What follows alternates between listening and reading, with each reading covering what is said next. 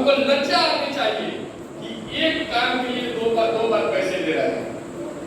बिहार शिक्षा बचाओ अभियान को लेकर साहित्य का मंत्री नरेंद्र जी और हमारे महात्मा गांधी केंद्रीय विश्वविद्यालय मोतिहारी के प्रोफेसर साहब आए हैं, पंकज भाई हैं, बाकी आप सभी बहुत सारे संस्था के अध्यक्ष सचिव सदस्य, मुझे लगता है कि जितने सामाजिक लोग हैं सबको पंकज भाई ने एकत्रित कर लिया, इसलिए जोरदार ताली से स्वागत किया जाए पंकज भाई के लिए।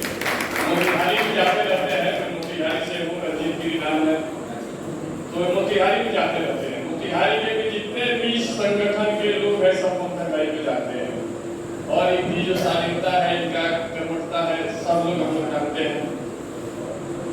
एक जो अभियान है बहुत बड़ा है और एक कार्य भी बहुत बड़ा है, लेकिन एकदम आसान है अगर इसको हम लोग सबके समझ में आ जाए और हम सब बाहर निकल जाए। आप लोगों ने बहुत सारा सुधारात्मक बात किए, मैं अब इसको आंदोलनात्मक बात करना चाहूँगा कि इस आंदोलन को कैसे हम लोग क्या करें। अभी किसी छोटे पार्टी का मीटिंग होगा, कोई छोटा नेता आएगा, पूरा मीडिया में छा जाएगा, फलाना आदमी आया, हर बच्चा फेसबुक पे जान जाएगा, उसका 50 फॉलोअर रहता है और वो अपने फेसबुक आईडी पे फॉलो कर देगा, डाल देगा और सब लोग जान लेंगे इस बात के लिए चर्चा हो रही है। लेकिन इतने इम्पोर्टेंट संगठन आए हुए हैं, अगर मैं कल देखूंगा या हम लोग फीडबैक लेंगे तो पेपर में आएगा, कुछ लोग पढ़ेंगे तो जानेंगे, बाकी लोग नहीं जानेंगे। तो हम सब लोग पहले इसको ये ना करें कि भाई सोशल मीडिया पे डालेंगे या कुछ करेंगे, जो माध्यम है उस माध्यम का उपयोग करना है। हर बच्चा क्या करता है, हर लोग मोबाइल देखता है, तो आप लोग जितने भी सोशल वर्कर है, सामाजिक कार्यकर्ता है, आप सबसे निवेदन है मेरा कि इस बात की चर्चा कीजिए, अपना फेसबुक पे अपने ही कुछ बोल के डालिए इस विषय में, जो आपने यहाँ बोला हो सकता है हम लोग 50 लोग ही सुन पाए। अगर आप फेसबुक पे 5000 आपका फॉलोअर है, 2000 फॉलोअर है, चाहे फ्रेंड है, तो अगर फेसबुक व्हाट्सएप पे डालिएगा तो बात समझ में आएगी सबको। तो आप सब लोग इसको अभी देखिए, पेपर में छपेगा, कल छप के आएगा, परसों लोग पढ़ता नहीं है, आज पेपर में छपता है, उसको फेसबुक पे डाला जाता है, तब लोग कहता था आपका एक बढ़िया वक्तव्य आया था, देखे तो फेसबुक पे पेपर में छपा हुआ था। तो इस सोशल मीडिया के पावर को हम लोग को जानना है, और ये बच्चे जिनके लिए हम लोग ये कर रहे हैं, मान लीजिए छुट्टी के दिन सब कोई समय निकाल के आया है, दूर से पटना से आए हैं, मुजफ्फरपुर से आए हैं, तो इसका सार्थक पहल होना चाहिए। और देखिए चंपारण है, नीतीश जी भी हर कार्यक्रम का शुभारंभ ऐसे करते हैं और नीति आते हैं, और महात्मा गांधी जी ने भी शुभ कार्य ऐसे किया। तो इस आंदोलन, इस मुहिम को हमको आगे बढ़ाने के लिए सबसे पहले बेटिया को सबसे आगे और अग्रणी भूमिका निभाना होगा। तो इस बात को आज तक सीमित न रहे, आप लोग सोशल मीडिया पे आप लोग ग्रुप बनाए, व्हाट्सएप ग्रुप, सब लोग को जोड़ा जाएगा, नंबर भी हम लोग लेके जोड़ेंगे, उसमें जो बातें आती है उसको पोस्ट करते रहिए आप लोग। क्योंकि देखिए कुछ बड़े लोग हैं डिग्निटी मेंटेन करने के लिए कहते हैं कि फलाना स्कूल में हमने पढ़ाया, उनको छोड़ दीजिए, लेकिन 90% जो लोग हैं जो बच्चों का फीस भरते हैं, 90% लोगों को अप्रैल माह में कितना परेशानी होता है वो सब लोग जानते हैं। हमारे शिक्षकगण हैं, हो सकता है कोई बहुत धनिक धनाढ्य का बन गया हो, शौकिया उस पे असर न पड़े, लेकिन हमारे शिक्षक भी जो पढ़ाई पैसा कमाते हैं वो भी प्राइवेट स्कूल में दे रहे हैं। अगर हम संवेदनशील व्यक्ति हैं तो हमको लज्जा आनी चाहिए कि एक काम के लिए दो बार पैसे दे रहे हैं। कैसे? शिक्षा और स्वास्थ्य में एक काम के लिए 2 बार पैसे दे रहे हैं। एक बार पैसे दे रहे हैं हम टैक्स के रूप में जो दे रहे हैं, और वो खर्चा हो रहा है शिक्षा पे, सरकारी शिक्षा पे, सरकारी स्वास्थ्य पे, एक वो दे ही रहे हैं। दूसरा क्या दे रहे हैं? दूसरा हमारे पॉकेट में है, वो भी उसी के लिए दे रहे हैं।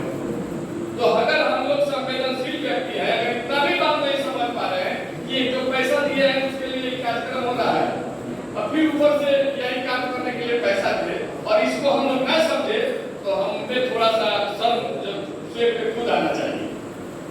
हम लोग आंदोलन करते हैं, जो भी काम होता है, मैं बीए किया हुआ है, बैंक में मेरा जॉब था, 2011 से फुल टाइम सामाजिक कार्यकर्ता के रूप में जाना जाता हूँ, और शिक्षा पे मेरा है, शिक्षा स्वास्थ्य सबको एक समान मिलना चाहिए। हमको अखरता है ये बात कि भाई टैक्स का सबसे ज्यादा बजट में देखिएगा, किसी भी सरकार का, राज्य सरकार हो, केंद्र सरकार का हो, बजट में सबसे ज्यादा पैसा शिक्षा, स्वास्थ्य के लिए, सेना के बाद खर्चा होता है।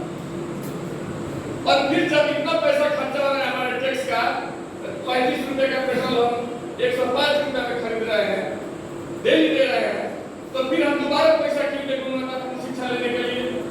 और रही बात हम गरीब अमीर की बात करते हैं, तो बताइए जिस स्कूल में 75,000 रुपए नाम लिखा के पढ़ा जा रहा है, अब बाबा साहब अम्बेडकर की संविधान बनाए, खूब बढ़िया बनाए, अच्छा लिख दिए कि सबको शिक्षा एक समान होना चाहिए।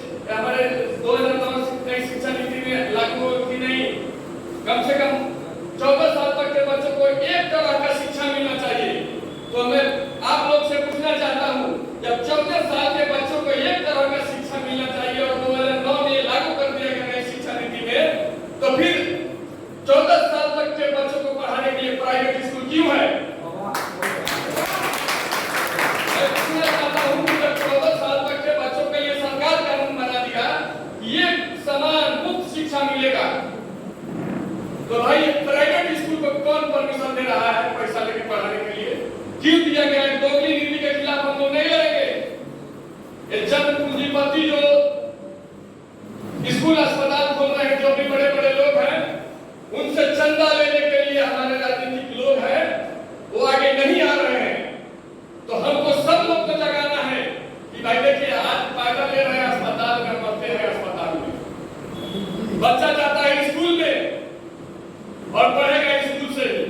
मैं गारंटी के साथ कहता हूँ, एक का दूसरा कोई तीर मार के अब निकल जाएगा कि सरकारी स्कूल में पढ़ के अब निकल गए, कलेक्टर बन गए, एक का दूसरा ही, नहीं तो आपका बच्चा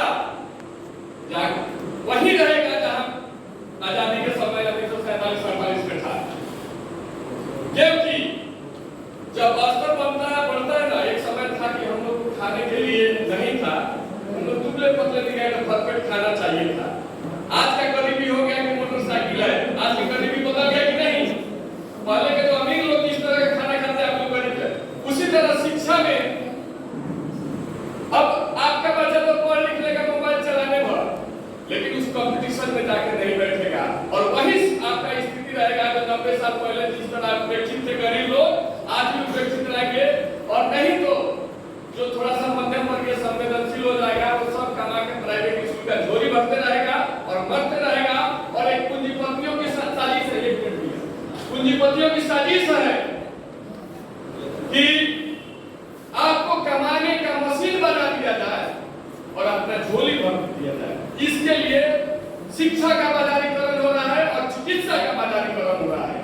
और सब मध्यम वर्गीय, हम मान लीजिए हमें डॉक्टर है, पैसा लेकर आते हैं, तो बड़ा शरद पवार का कॉलेज खोला है पूना में, उस शरद पवार के कॉलेज में हम 2 करोड़ डोनेशन देने के लिए हम चोरी कर रहे हैं, लड़ाई कर रहे हैं, ऑफिस में घूसखोरी कर रहे हैं। किसको